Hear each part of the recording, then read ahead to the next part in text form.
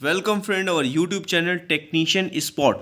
दोस्तों technician spot पे जैसा आपको पता है कि प्रिंटिंग से रिलेटेड मोस्ट इंपॉर्टेंट क्वेश्चंस की सीरीज जो मैं रेगुलर आपके लिए लेके आ रहा हूँ और आपके एग्ज़ाम भी बहुत ही करीब आ चुके हैं, तो आपको सही से तैयारी करनी है। और आपको इसके साथ साथ मैं बता देना चाहता हूँ कि जो सीएनपी नासिक की वैकेंसी है उसका नोटिफिकेशन भी आ गया है।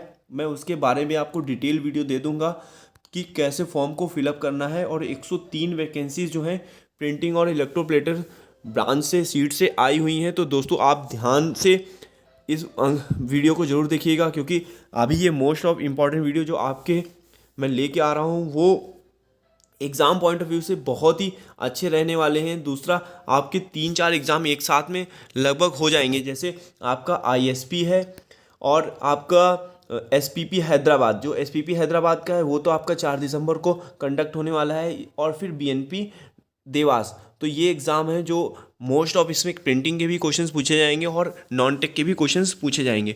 ठीक है दोस्तों, तो अपन स्टार्ट करते हैं क्वेश्चंस नंबर 1। क्वेश्चन 1 बोल रहा है ink consist consist of pigment और dye a vehicle binder to attach the pigment to the paper. क्या कह रहा है कि इंक स्याही में वर्णक या रंजक होते हैं। वर्णक को कागज से जोड़ने के लिए एक वाहन बाइंडर की जरूरत होती है, बाइंडर लगाते हैं। तो कह रहा है कि क्या ये सत्य है या असत्य है। तो ध्यान दीजिएगा दोस्तों, ये जो स्टेटमेंट है ये ट्रू है कि कंसिस्ट करता है पिगमेंट और डाई के लिए व्हीकल बाइंडर अटैच के लिए पिगमेंट द पेपर पिगमेंट पे अटैच करने के लिए इंक और आपको बाइंडर को दोनों को पिगमेंट इज कंसिस्टिंग। तो is the true right answer होगा ट्रू। ठीक है दोस्तों, नेक्स्ट क्वेश्चन चलते हैं। Next question number 2। Question number 2 कह रहा है कि ink consist of pigment such as to supply colour and opacity and a vehicle to carry the pigment and bind it to the paper. कह रहा है स्याही में रंग और अस्पष्टता प्रदान करने के लिए जैसे वर्णक होते हैं और वर्णक को ले जाने के लिए इसे कागज से बांधने के लिए एक वाहन होता है। तो क्या कौन सा वाहन होता है, मतलब कौन सा रोलर होता है जो इसको कागज को इंक के साथ में, मतलब वर्णक मतलब इंक व्हीकल्स को लेके जाता है, इंक को कंसिस्ट करता है, इंक पिगमेंट को कंसिस्ट करता है। तो ध्यान रखिएगा दोस्तों, जो टाइटेनियम ऑक्साइड है, टाइटेनियम ऑक्साइड सप्लाई करता है colour and opacity to and a vehicle to carry the pigment and the blind it to the paper surface. ठीक है दोस्तों, नेक्स्ट क्वेश्चन चलते हैं। Question number 3।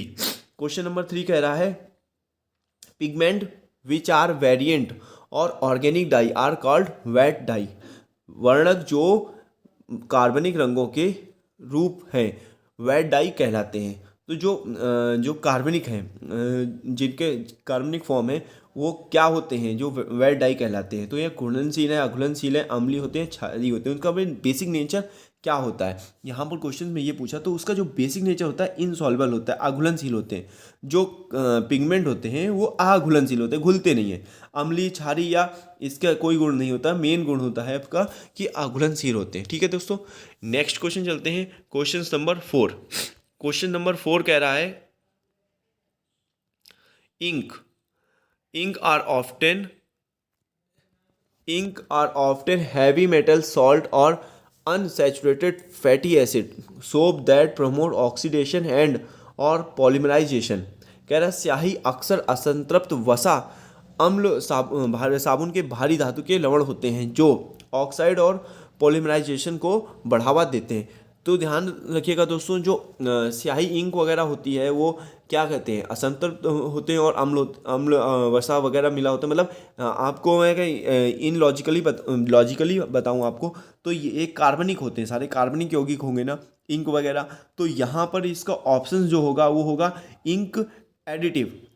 Ink additive is a right answer. और हमें अगर जो कैंडिडेट्स हैं अगर उनको पता हो कि एडिटिव्स क्या होते हैं, तो मोस्टली एडिटिव्स में कार्बनिक यौगिक होते हैं। ठीक है दोस्तों, तो यहाँ पर राइट आंसर होगा आपका इंक एडिटिव। नेक्स्ट क्वेश्चन चलते हैं। Question number 5। क्वेश्चन नंबर 5 कह रहा है of of the ink vehicle leaves the solid ink and resin ester and metal binder behind. This is utilized in magazine and catalog grade utilizing letterpress or heat set web offset printing. स्याही और वाहन का ठोस स्याही को rosin ester और धातु बांधने के पीछे छोड़ देता है। इसका उपयोग पत्रिका और कैटलॉग ग्रेड के लेटर प्रेस या heat set web offset printing का उपयोग करके किया जाता है।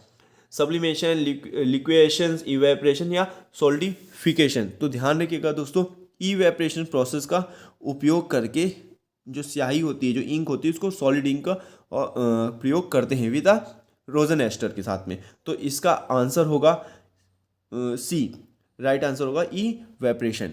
नेक्स्ट क्वेश्चन चलते हैं, क्वेश्चन नंबर 6। क्वेश्चन नंबर 6 कह रहा है दोस्तों, of a drying oil with multifunctional carboxyl acid and alcohol left on the paper surface after the vehicle is absorbed into the paper might promote polymerization, oxidation, reduction, radiation and cracking. वाहन के कागज में अवशोषण होने के बाद कागज की स्याही पर छोड़े गए बहुक्रियाशील कार्बोक्सिल एसिड और अल्कोहल के साथ सुखाने वाले तेल पॉलीमराइजेशन को बढ़ावा दे सकते हैं। इसको क्या कहते हैं? तो ध्यान रखना दोस्तों, ये जो होते हैं ऑक्सीडेशन, जो ऑक्सीडेशन होती है वो पॉलीमराइजेशन को बढ़ावा देती है। तो वहाँ पे मोस्टली अभी मैंने आपको इंक एडिटिव्स की बात कराई थी, वहाँ भी ऑक्सीडेशन शब्द आया तो इससे आप इसको कोरिलेट कर सकते हैं कि इंक ऑक्सीडेशन एडिटिव्स हो या आपका ऑक्सीकरण हो, ये दोनों पॉलीमराइजेशन को बढ़ावा देते हैं। ठीक है दोस्तों, नेक्स्ट क्वेश्चन चलते हैं, क्वेश्चन नंबर 7।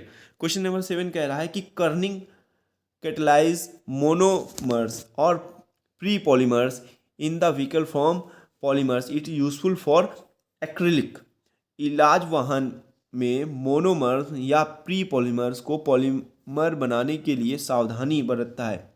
यह एक एक्रिलिक के साथ उपयोगी है। A oxidation, reduction, radiation and cracking.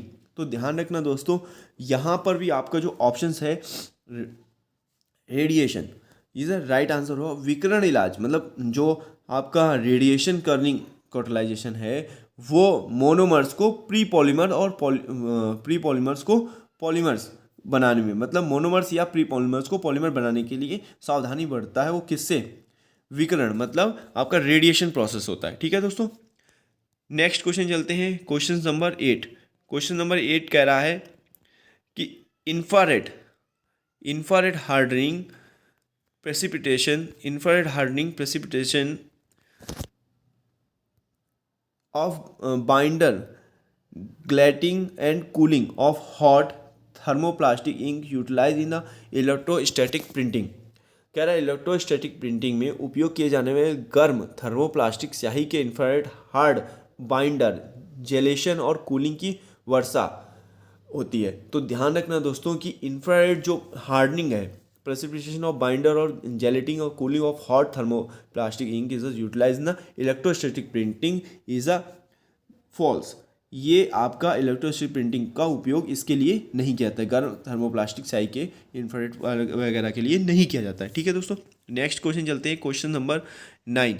Question number 9 कह रहा है कि is the amount of paper that could be covered by ink to achieve a specified print density under operating condition of press, ink tank, ink mileage, ink additive and visibility।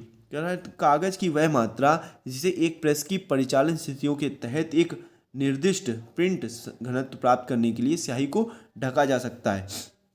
तो उस कागज की वह मात्रा क्या होती है, उसको क्या टर्मिनोलॉजी, उसको क्या बोलते हैं? उसको बोलते हैं इंक माइलेज। ठीक है, वो इंक माइलेज मतलब उसके ऊपर कितना वो फैल सकती है। इस तरीके से आप इसको कोरिलेट कर सकते हैं, जैसे आपकी गाड़ी में पेट्रोल से वो कितनी दूर तक चलती है ना, तो कितना यूज कर, जैसे डीजल की गाड़ियाँ या पेट्रोल की गाड़ियाँ और अच्छा बूस्ट देंगी डीजल से। इस तरीके से आप इसको लिंक कर सकते हैं कि इंक माइलेज को कागज़ की वो कितना स्थिति को ढकेगी और प्रिंट का घनत्व कितना प्राप्त कर लेगी। ठीक है, नेक्स्ट क्वेश्चन चलते हैं, क्वेश्चन नंबर 10। क्वेश्चन नंबर 10 कह रहा है is a measure of force और energy required to split a film of ink in this regard the ink is like a content adhesive. दोस्तों ये जितने भी क्वेश्चंस मैं करा रहा हूँ वो बहुत ही इंपॉर्टेंट रहने वाले हैं एग्जाम पॉइंट ऑफ व्यू से, क्योंकि मोस्ट ऑफ क्वेश्चंस जो है प्रीवियस ईयर में भी पूछे गए हैं और फिर से पूछे जाएंगे। तो ध्यान से पढ़िएगा, अच्छे क्वेश्चंस हैं आपकी वैकेंसी के लिए, आपकी सीट के लिए ना ये इम्पॉर्टेंट रहेंगे जितने भी प्रिंटिंग से रिलेटेड क्वेश्चंस हैं, क्योंकि नॉन टेक और टेक दोनों में जब आप पास होंगे ना तभी आपकी सीट पक्की हो पाएगी, क्योंकि नॉन टेक भी 50% आ रहा है और 50% आपका टेक आ रहा है, तो आपको दोनों को साथ में लेके चलना पड़ेगा। तो दोस्तों लास्ट क्वेश्चन है, थोड़ा ध्यान से पढ़िएगा। कह रहा है स्याही की फिल्म को विभाजित करने के लिए आवश्यक बल और ऊर्जा का माप है। इस संबंध में स्याही का एक संपर्क चिपकने की तरह है। Ink tack, ink mileage, ink additive, ink visibility. तो ध्यान रखिएगा दोस्तों, इसका फर्स्ट ऑप्शन जो है इंक टैग। इंक टैग जो होता है वो फिल्म को विभाजित करने के लिए आवश्यक बल होता है। ठीक है, तो राइट आंसर होगा इंक टैक्ट। आई होप आपको वीडियो अच्छी लगी होगी, तो ज़्यादा से ज़्यादा चैनल को शेयर करें और वीडियो को शेयर करें और चैनल को सब्सक्राइब कर दें। दोस्तों बेल आइकन को क्लिक कर दें, जिससे क्या होगा कि अगर नेक्स्ट वीडियो आएगी तो आपको अपडेट मिल जाएगा और आप जल्दी से जल्दी उसको देख के तैयारी में एक अच्छा कदम ले सकते हैं और आपको कुछ प्लस पॉइंट मिल जाएंगे वीडियो देखने से। अभी एग्ज़ाम 4 दिसंबर को आ रहा है, उससे पहले मैं एक रिवीजन क्लास, 2-3 रिवीजन क्लास दे दूंगा और एक प्रैक्टिस सेट भी डाल दूंगा, जिससे आपकी जो बेसिक सी तैयारी है, जो आपकी तैयारी हो चुकी है प्रिंटिंग की, उसको बहुत अच्छा बूस्टअप मिल जाएगा। आई होप आपको वीडियो अच्छी लग रही होगी, तो चैनल को सब्सक्राइब करें और वीडियो को लाइक करना मत भूलें। Thank you so much.